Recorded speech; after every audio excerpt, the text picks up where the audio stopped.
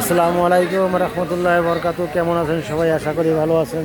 দেশে আন্দোলনের পর থেকে জিনিসপাতির দাম কমানোর কথা, অথচ দেন প্রত্যেকটা জিনিসের ডাবল ডাবল দাম। মানুষের কিনে খাওয়ার মতো না, মানুষের বেচা বিক্রিও নাই, দাম অতিরিক্ত বেশি। সব কিছু এত দাম যা বলার মতো না, কল্পনার বাইরে দাম।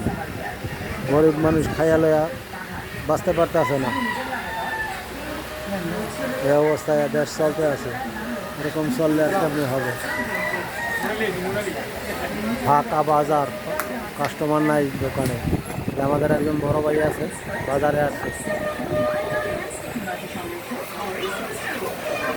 2 কেজি দিচ্ছেন না?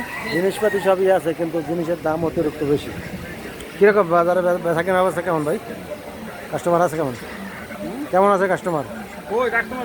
কাস্টমার নেই, দাম সব কিছু বাড়ছে না কমছে? বাড়তি। হ্যাঁ, সব কিছু দাম বাড়তি। ভাই ডিমের দাম কেমন বাড়ছে? ডর্জনে 10 টাকা। আজকে কত চলতে আছে?